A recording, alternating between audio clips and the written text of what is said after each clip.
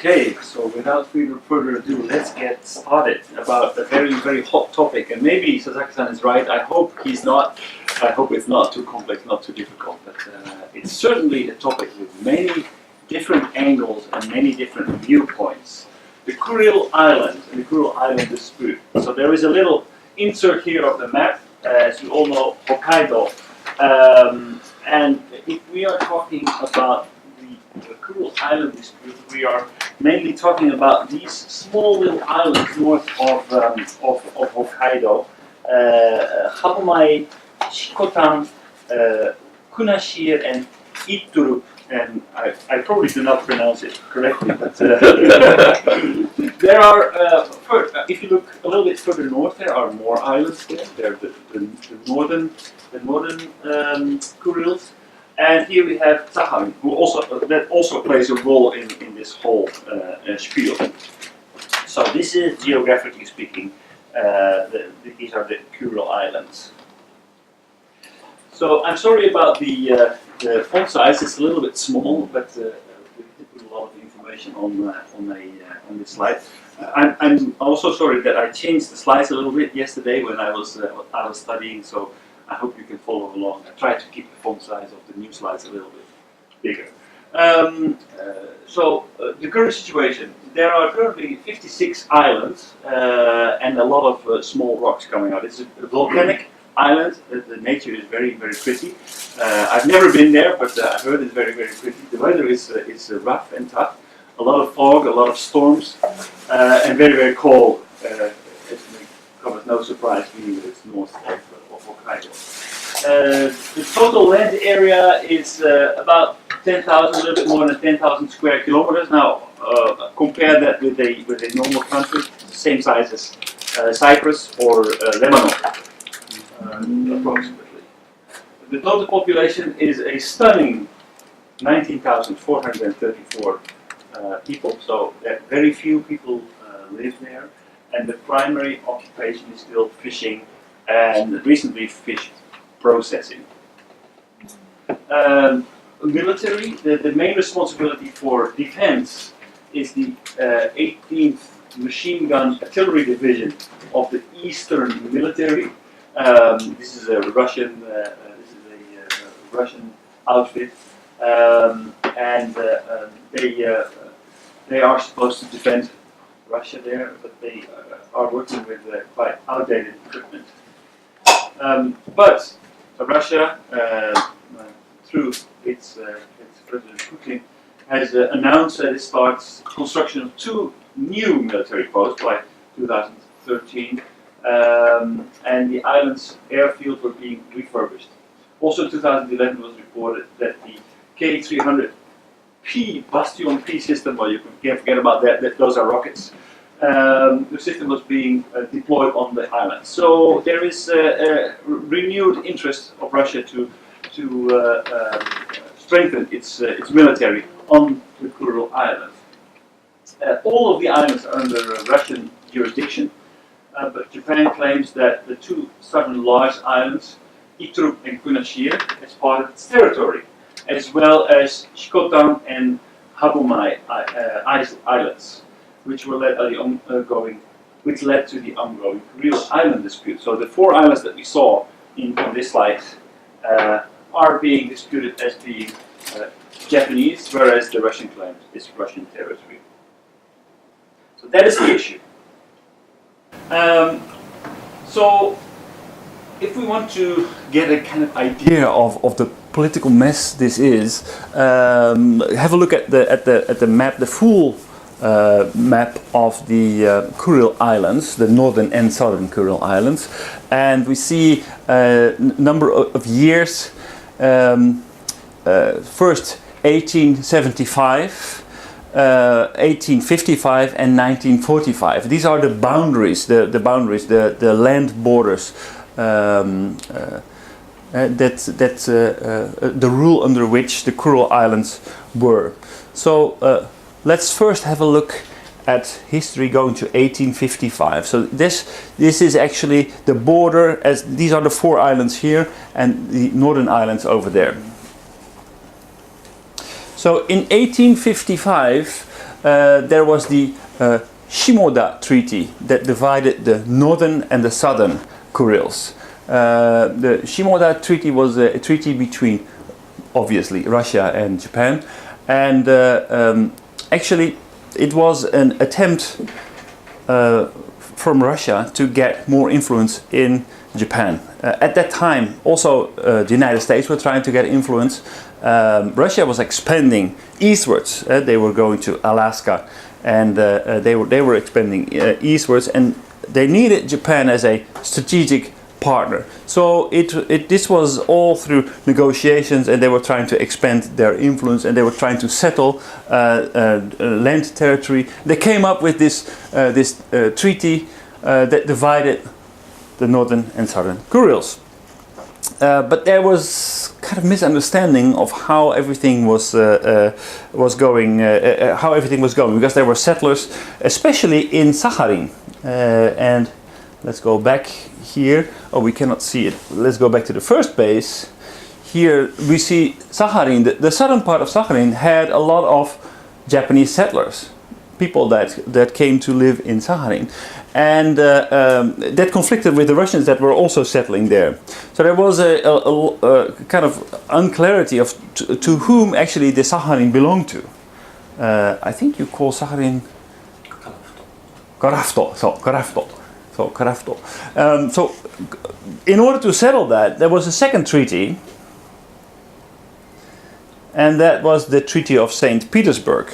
And says, okay, let's make it clear, all the islands, the northern and southern Kurils go to Japan, and the Sakhalin goes to Russia. Then we have to look at two other things. During the war, there was a meeting in Cairo, and in Cairo the Allied forces came together and they stated Japan will also be expelled from all other territories which she has taken by violence and greed. That was the literal statement that was made. So it was agreed on that all the countries that Japan had conquered during the wars was to be returned to the original rulers of those territories. And then there was the 1945 famous Yalta Treaty. And in the Yalta Treaty it was stated that the former rights of Russia violated by the treacherous attack of Japan in 1904 shall be restored.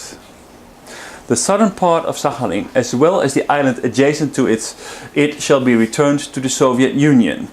And the Kuril Islands shall be handed over to the Soviet Union.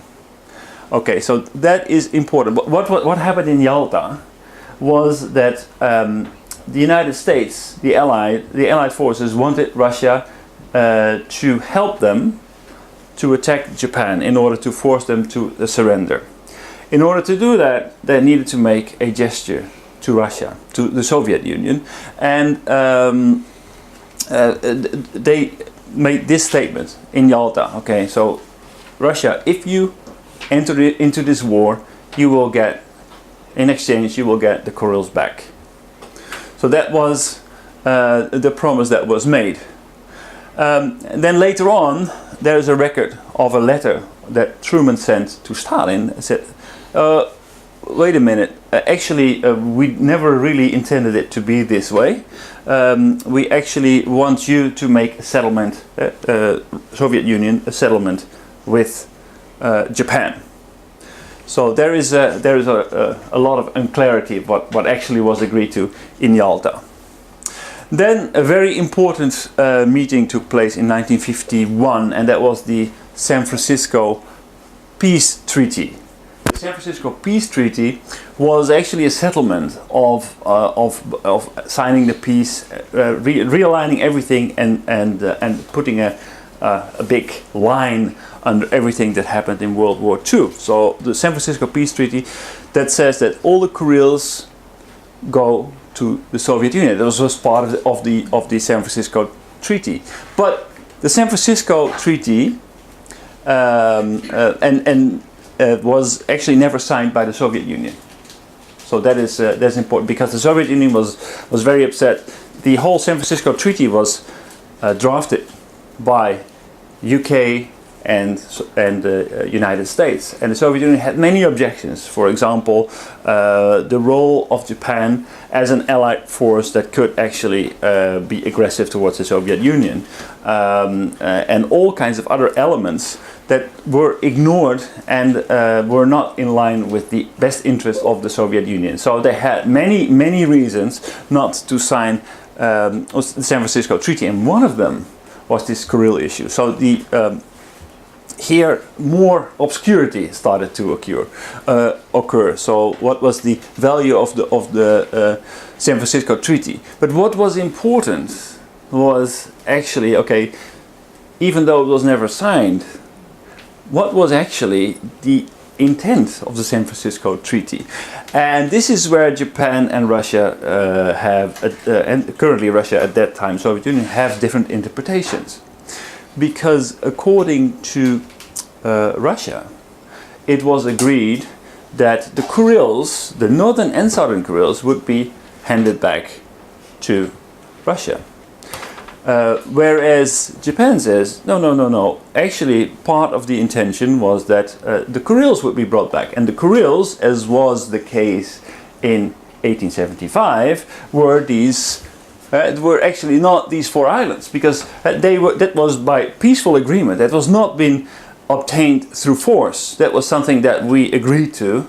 In a political statement, in a general agreement. So there was no aggression involved. So why would Russia have the right to these islands? We never obtained them through aggression. So this has nothing to do with the settlement of World War II. And to make matters worse, there is actually a lot of confusion about what was understood. If Japan would have taken this stance and used this without exception, there would have been not as much confusion as there is today, because actually Yoshida, Prime Minister, has made statements as to agreeing on only making claims to these Kushinari and Habumai Islands. And the leader of the foreign ministry, who made statements in the Diet, actually made statements as to also agreeing to that at that time they only made claims to Habumai and Shitukan, and not to the much bigger islands, Iturup and Kunashi. This is a very little known fact. I found a reference to this on Wikipedia, and when I tried to follow the reference, the site was gone. But internet has a very good memory. So through other means and Googling, I found this article, and it was. If you're interested, I can send it later. But there is very clear indication that this was true. So diplomacy started to shift from left to right. And why? That was under pressure of the United States.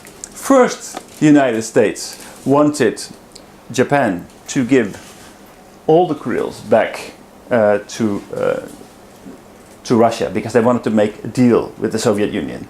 Later on, when the situation between the Soviet Union and Japan and the United States became more tensed, during the negotiations, the United States became more and more worried about presence here of the Soviet Union. They said, okay, you cannot give these islands, you cannot let go of your claim with Russia of these islands. If you do, they threatened to take control of Okinawa and make it their own territory. So the negotiators were put in a very, very difficult spot, and they were swinging from left to right, and they're contributing to the confusion. And now, as you may or may not know, Putin has come forward with a proposal to actually give back the southern Kurils, but only these 2 islands, not the other islands. He said, okay, well, I mean, that was never a discussion. So, very, very complicated. So the current view, the official view of Japan and Russia, on the left-hand side, and I think these are in your slides. On the left-hand side is the view of Japan. On the right-hand side is the view of Russia. And these views refer to the Cairo Declaration, and the Potsdam Declaration did not apply to the northern territories because those islands never belonged to Russia even before 1904-1905. That's absolutely true. Technically speaking, the Dutch could make a claim to these islands because they made the first claim in the 17th century to the Kurils in the East India Company. But we will never make that claim. So what they say here is we never obtained them through aggression. So what was said that Japan has to return everything it unlawfully obtained during the war doesn't apply here. A fair statement. Yalta Agreement says, okay, the Yalta Agreement did not determine the final settlement of territorial problems, as it was more than a statement by the then leaders of the Allied powers as to principles of post-war settlement. So territorial issues should be settled by a peace treaty. And this also refers to the letter. Remember the letter of Truman, the letter that Truman wrote to Stalin. That ho ho ho. Actually, we never intended this to work out this way, as it was agreed in Yalta. These are part of the smaller territories that should be settled in a peace treaty. And then, although by the terms of the 1951 San Francisco Treaty, Japan renounced all the rights to the Kuril Islands, the treaty did not apply to the islands of Kunashi, Etorofu, Shikotan, and Habomai Rocks, since they are not included in the Kuril Islands. Also, the Soviet Union did not sign the San Francisco Treaty. So they are not included in the Kuril Islands. This is what I was talking about. This is the definition of what are the Kuril Islands, based on the English translation, the Japanese translation, and the Russian translation. There was a shift in what was included in the Kuril Islands under the United States pressure. The Russian side of it says, okay, the explicit language of the Yalta Treaty gave Soviet Union a right to the Kurils, and the Soviet Union upheld its own obligations under the treaty. So Russia promised, the Soviet Union was promised that if they would enter the war, they would get the Kurils. And they say, okay, we entered the war, we ended the war, and therefore we have right to the Kurils. Simple. Russia inherited possession of the islands from the former Soviet Union as its successor state in accordance with the international law. So the Soviet Union collapsed, Russia was its rightful inheritor, and therefore Russia can uphold those claims. And thirdly, the Japanese assertion that the disputed islands are not part of the Kurils is simply a tactic to bolster Tokyo's territorial claims and is not supported by history of geography. Well, we hear this statements a lot, but okay, they say okay, it's a political game. Well, it's political, but probably political from both sides. So as you can see, it's a very complicated issue from both sides, where both sides are not 100% clear, and this is also in part of history. I mean, how effective can you negotiate after just losing the war, having to agree to so many different issues at the same time? It's a matter of negotiation, and during those negotiations, you give a little, you take a little, and that creates more confusion. What I think we should take away from this, it is not a very clear-cut case. The Soviet Union at that time also, I mean, they can understand that the Kurils are the Kurils, but actually under the Yalta Treaty it was agreed to that they could only take back what had once belonged to them, and officially it's on the record that Kurils never officially belonged to the Soviet Union or to Russia before that. So a complex matter, but now changing our focus to completely other element here. That's the ruble and the oil price. One of the biggest problems that Russia is facing at the moment, two biggest problems are actually the embargo after the occupation of the Ukraine, and in combination with the dwindling oil price, Russia is all of a sudden faced with large budgetary problems because their state finances depend for almost 70% on oil revenues. Russia has not been successful yet in diversifying their economy. So the Russian economy, the Russian government, the state, heavily relies on these oil prices. And under the embargo, you can see that the revenues, that the money that flows into the Russian treasury is decreasing rapidly. So they're under pressure. They're under pressure, and they cannot turn away. Either they have to give in the Ukrainian issue, well, that it would be a big political loss for Putin, or they have to find other ways. Other ways.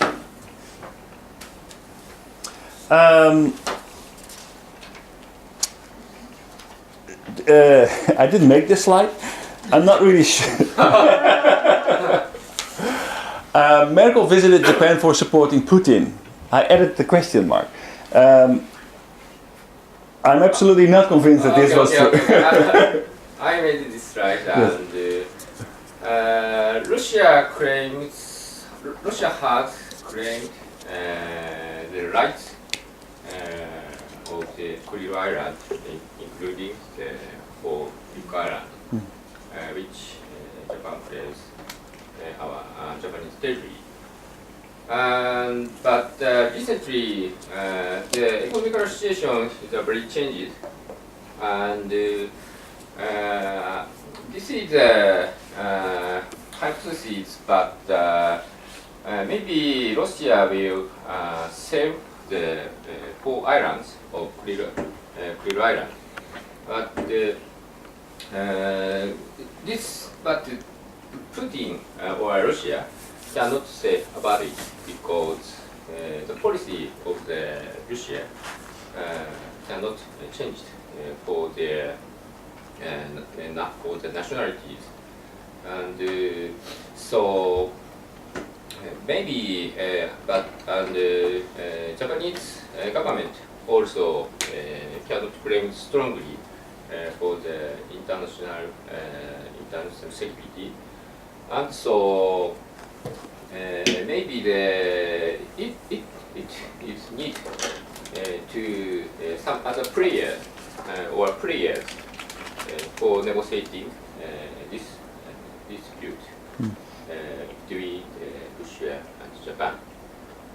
And based on this story, Russia is supported for many aspects by German government. For example, the sanction of the Afghanistan will be a little bit least because of the German government opposite for the strong sanctions. It is not so obvious why German so supportive for Russia. Maybe it is German has a security problem with Russia. Two countries it's very near. Russia and German also a very big country, and Germany is a core member of the NATO structure. And so German does not want to have some conflict in the national security. So Merkel also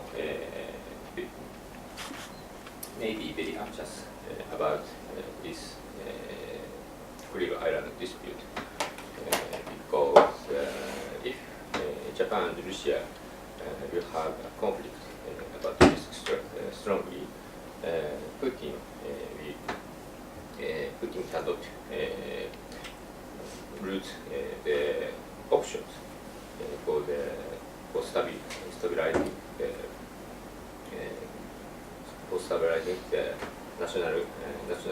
international security structure. As I said, on the other hand, Russia is in a very severe situation for economically currently because the oil price is decreasing. Putin at first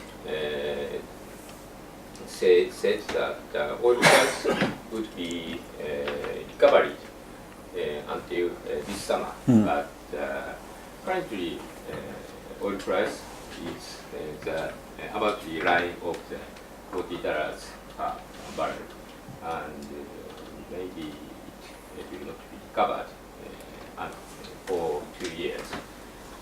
So, and additionally, Russia has sanctions from Europe and the United States, and they cannot get the foreign currency from Europe and United States. It is a very severe situation for the Russia, and so Putin is thinking about for solving this situation. One option to solving this situation of Russia, he hoped to sell the Crimea Island for Big Island to Japan. Yes. Official reason for this visit actually was that Merkel at that time wanted support in favor of sanctions against Russia. Yeah. That is the official reason that was given for the visit. So it would be rather surprising. But I think the point you make is very valid. That indeed this could be a scenario where the Kuril Islands are used as a bridge to close a little bit of the gap that has started to occur because of the situation in Ukraine, and the way that the international community has been united against Russia, and they are isolated, and the oil price has going up again, by the way, but it's not to the levels that is high enough for Russia to make it profitable. So there are still problems in Russia, and they need to find solutions, and one of the solutions could indeed be to find a partner in Japan. Japan still has a lot of reserves, and could also, with their technology, could bring great contribution to developing, for example, the oil fields in Siberia. By the way, could you clarify the Kuril Island definition? This is all the way from the 53 island is the so-called Kuril Island, right? So this is a very good question, because what was understood in the San Francisco Treaty is that it was referred to as the Kuril Islands. So and that would imply that actually that is the northern and southern Kuril Islands. Now, actually, this was agreed to by Yoshida, the Prime Minister Yoshida, in his memoirs, and also agreed to by the head of the ministry, who was asked to come to the Diet to explain about what's Kuril Islands in the Diet. And now later on, Which diet is Japanese? In Japanese Diet. So there are records that prove that this was actually agreed to. This was understood under the San Francisco Treaty. But later on, in 1956, under pressure of the United States, it was said that okay, but in Russia, in 1875, when there was a division of northern and southern Kuril Islands, Kuril was used as what was under the Russian rule. So the islands north of Utrup. So what the islands north of Utrup.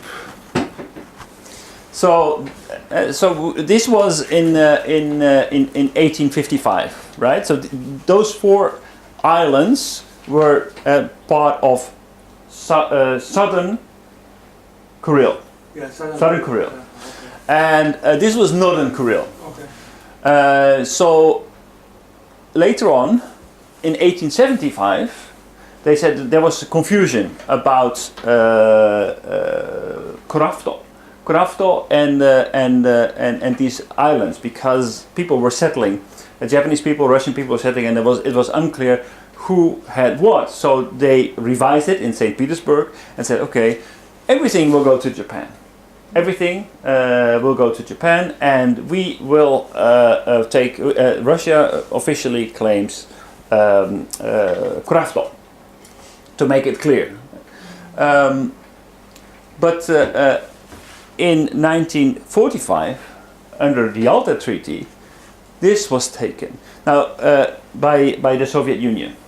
Everything, because they said we are entitled to that based on the Yalta Treaty, what was agreed to with the United States. So, what are the Kuril Islands? Northern and southern, or what was said to be Kuril under this treaty, which was only this part, and this part was part of Japan under Japanese administration. So that is exactly the issue. What are the Kurils? What are the Kurils? So, Yes. So, you explained. I don't understand. What timing or when is they defined where? It means Russia and Between 51 and 56, the definition changed. Oh, 51 and That 51 definition is all changed. Kuril Island, including all So islands. yes. And 56 America against Russia. Yeah. These are 4 islands. Yeah, so actually then there was, because these 2 islands were under Japanese administration. So these islands, the Habumai Islands, have always been under administration of Hokkaido. And Shikotan was rather uncertain. Okay, so there were kind of like, they were not 100% clear on those, but Kunashir and Iturup were actually, in the beginning of these negotiations, considered to be part of the Kuril Islands, northern and southern Kuril Islands. Is it 1956? Yes, between 55 and 56, this became an issue. What was the year of 56? What was 56 is the Treaty of San Francisco. Oh, something at that time, 4 islands. What was going on? At that time, it was never signed by Russia. So it was agreed to that later on. So they didn't sign it. Russia refused to sign it. San Francisco Agreement. What was the agreement for? The agreement was officially, and this has not never been agreed to, not acknowledged by both sides. What is the American acknowledgement? The United States first was against Japan claiming these 2 islands. Later on, they said you need to claim these islands because they didn't want the Soviet Union so close here. They actually threatened this is something that. This is something secret information we revealed out, right? Yes. What was that? That was information that the Shimoda, who was the negotiator for Japan, He's a foreign minister? Foreign minister, yes, exactly. Foreign minister, he was threatened by Dulles from the United States that if Japan wouldn't uphold its claim for Iturup, the United States would take Okinawa as their own territory. This was the height of the Cold War. What does this mean? What this means is that the situation changed. The definition of what are the Kuril Islands changed. If Japan insists to get Iturup, America will go and take Okinawa? Not anymore. What Shimoda said? If Japan lets go of its claim for Kunashir and Iturup, because there was a breakthrough in the negotiations that actually Japan would be given back the Shikotan and Habumai Islands by the Soviet Union at the time. So they came back, And at that time, the foreign minister had to go to Cairo to negotiate about the Suez Canal crisis. At that time, Dulles told the Japanese representative that if you do not uphold your claim here for Kunashi and Iturup, then we will take Okinawa and this message I don't understand. How come Dulles told to the Shimoda sort of things he said to Shimoda, but Kunashiri Iturup, if we going to claim the Kunashiri Iturup, yes, America will going to take Okinawa? yes. No, the other way around. If Japan doesn't claim those two islands, then they will take Okinawa. Exactly. Because of the security. Yes. Security worry. What does this mean? The security, but they didn't want strong military presence here of the Soviet Union there. So Japan had to uphold this claim here. Otherwise, Russia becomes too close to too Japan. close to Japan. It's a threat to Japan. US Exactly. At that time, security. United States was still had presence in Japan. So, United States needed Japan as its ally, right? They didn't want the Soviet Union here, so close to Japan, and in order to enforce that, to control Japan at that time, yes, America need to insist to try to take care of these two four islands instead of abandoning Kunashiri Iturup is try to control under the Japanese government. yes, but the United States didn't want, so they just want them to uphold their claim. They want to manage Kunashiri Iturup at that time. Oh, actually, they did this through this negotiation. They wanted Japan and the Soviet Union to not solve this issue, not resolve this issue, keep it open, as to always keep open the claim, so that they could rightfully take it on later. This is in 1956. 1956. I can send you a link to the article. It's very interesting. It used to be on Japan on the Japan Times site, but the link doesn't work anymore. The site still exists. So at that time, the American government didn't support to negotiate it for Kunashiri Iturup. They didn't want the issue resolved. Oh, I see. They didn't want the issue resolved because they wanted further future claims. Oh, how come they didn't set down Habama Shigotan at that time? How come? Yeah, Habama Shigotan is. Why not? So basically, they were very close to an agreement that Japan would take this, and this would stay under in the hands of the Soviet Union. Yeah. But they didn't want that anymore. They mean that USSR. US didn't want that anymore. They didn't want that to happen. USSR and Japan were very close to an agreement. Oh, really? For island? Yes. So two like this. Oh, two island. Only Yes, two island. only two islands. Very close to an But agreement. in the currently Russia, they don't have any territory issues for those islands, right? They don't have any. Well, territory actually, so Putin in almost 10 years ago.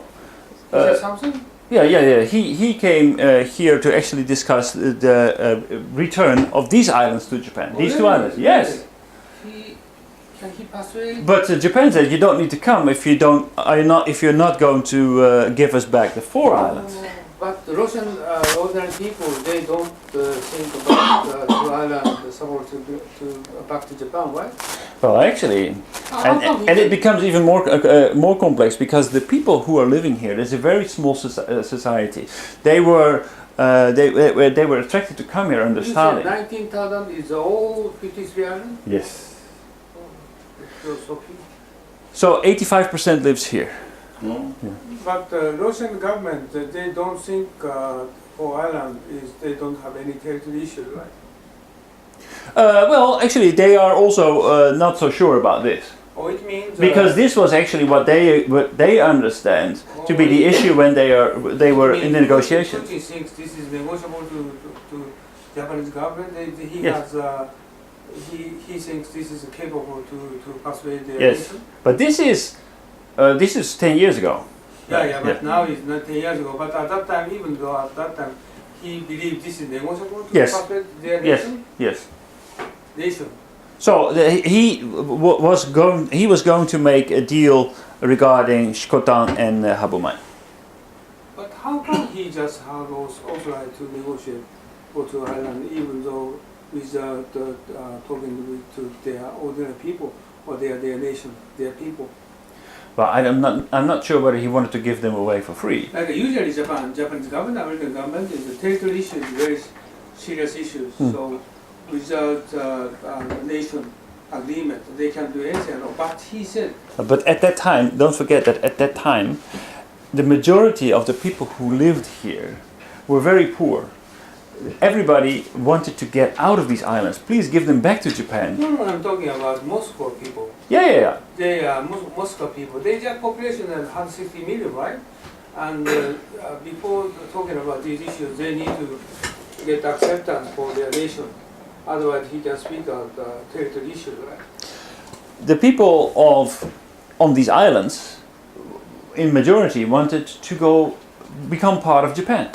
Yeah, it doesn't matter. This issue is a territory issue. Yes. Any country, territory issue, need to be considered under the, for example, referendum sort of things. They need to get acceptance from their nation. Otherwise, even the president cannot negotiate with the other country, the other country. And China is the same. Like China is the small island. Yes. Like currently the dispute, right? Yes. And the same thing. This is also that's small island. No, but why is it so difficult to understand? I mean, this was part of the peace treaty that had been going on. That was cut off at the time. The Soviet Union. They were going to make this agreement, as was understood, was regarding this island. Putin wanted to renew those negotiations because Japan was still very rich. Russia was poor. The people here were unhappy. They were in majority in favor of becoming part of Japan. No, I don't concerned about any of those people. It's even Russian government or Chinese government, whatever, which kind of government. Just keep them out. It doesn't matter. But the problem is Russian people, they themselves. Okay? Russian people, any country, they don't want to shrink their country. But Russia, the Soviet Union was falling apart everywhere. It was crumbling apart. So instead of letting everything go, he wanted to make a deal here. Oh, do you remember that they have big trouble at the China border and the small island in the China and the Russian border? They take several decades to settle down. And the same issue. Same here.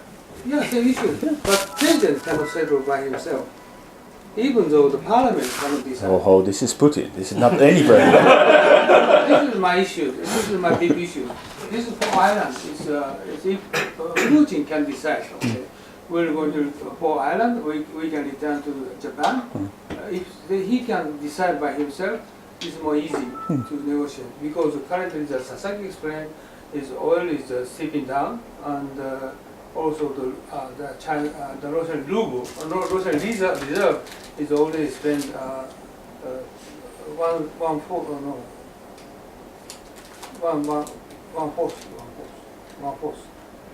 already spent, but this is a reserve we're going to spend them up within this year.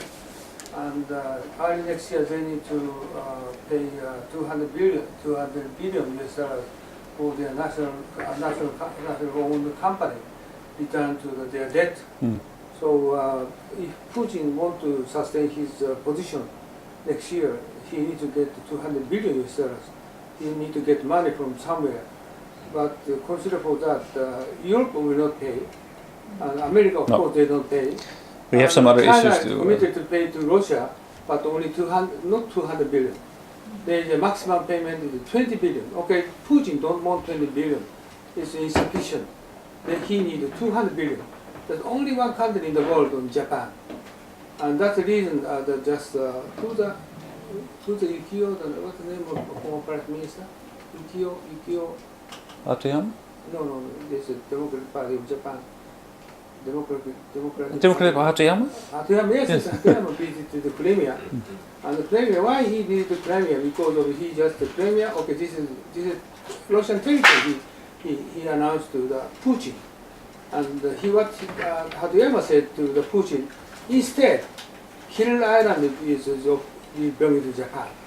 So he tried to negotiate to the Putin, and whatever Hatuyama saying Japanese media neglect him, what he said, right? So that's the reason why Abe sent him to the Russia. And then after immediately, why I didn't think so? Immediately after Hatuyama visit and Putin, Merkel came to Japan. Merkel came to Japan just one day. What's the reason? This is of the sanction? It's no. Officially, that was. But no kidding. Just only one day. She's very busy.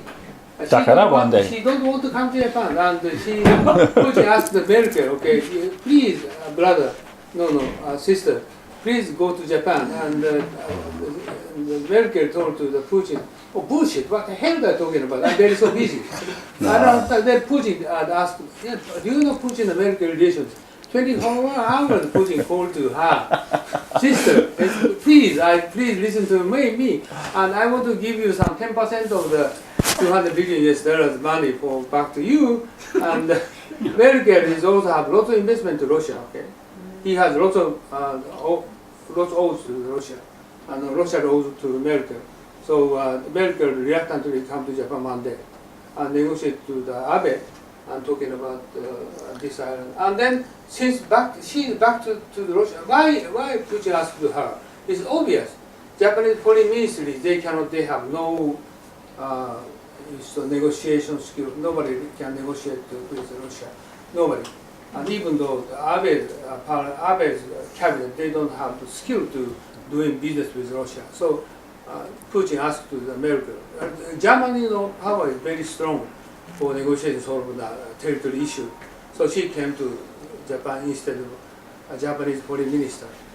Japanese foreign minister, they can't do anything at all. They have lots of people, but only can speak English. That's all.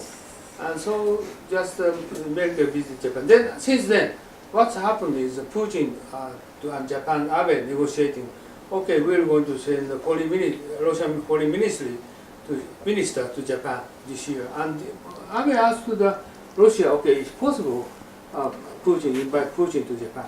It means toward the end of this year, Putin is looking for some settlement agreement with Japan and Russia. He wants to get $200 billion. But what his intention is, okay, Kuril Island, where Russia cannot return to Japan because Obama never agreed with the kind of treatment, right? Because he has very heavy sanction to Russia now. So what Putin thinks, he's clever.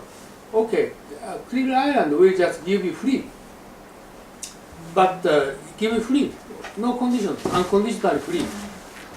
It's Obama said, what? Yes, Putin said, free.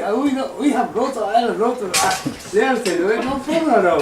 Just give it back. It's considered back to the agreement, 1954. Okay, Russia adopted USSR, but now is Russia. Okay, I have also right to doing something, right? So okay, give it back to island, no problem. And just Obama, oh my God.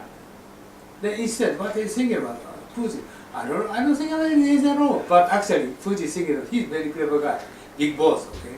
And he's going to tell Abe, okay, we'll give you all authority to developing in Siberia, okay? Do you remember why USSR bankrupted? Because of they tried to much more effort to the Siberia development. They failed, completely failed. Do you know why? Because this is their population 160 million, the same as Japan, but very wide, diversified territory they have. But they cannot anything to developing Siberia for several decades in the past, 70 decades in the past. But now China is chasing for Siberia. And Xi Jinping want to develop Siberia, and I'll give you money, $20 billion, and if you give us also right to develop Siberia, Putin don't like China. He doesn't believe them. If you closely review the China-Russian agreement or some 70th anniversaries, what the agreement did Russia and China, he didn't give a very small bit. He doesn't believe him, this country. And what is just only relying the country Japan. So he tried to give all kind of development next 3 to 5 decades, 50 years agreement will going to give you the opportunity to develop Siberia. And instead, why don't you give me $200 billion ahead? And who's going to involve? Or Mitsubishi trading, okay, Sumitomo trading, they're going to pay to Russia, and with agreement, with supported by Japanese government. Not Japanese government. This is a trading company who will invest $200 billion, not government. So Obama cannot deny the sort of agreement. This is a position. And this year we're going to say that this is a drastically amazing, opportunity for Japanese, big chance for next couple of decades. Right? This is what I'm thinking. And this is okay. This is going to happen, not just watch next 6 months. What's going on? Okay. Okay, Russia is Putin is get supported by his ordinary people, 86%. But consider for the next year, this country will going to default if oil price will not going up. 100% default. The default, it means he loses his power, right? So if he don't lose his power, just only he can do it, he rely on Japan. Japan is very kind people, very easy to give to the sort of deception, sort of things, right? Very easy to handle those people. So this is Japan knows.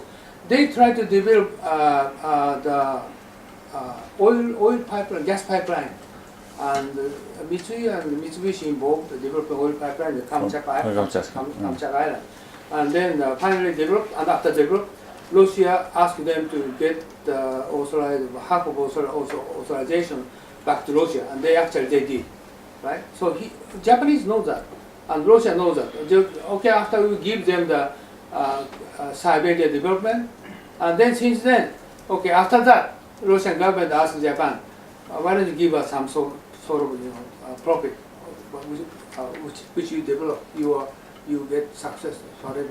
And sort of things, both sides understand. Okay. This is what I'm thinking. For Japanese economy, it's a tremendous opportunity we have. We can involve. China was also seeking the opportunity in Siberia, but Russia never gives them the opportunity. Just only the small bit of development, not all of those.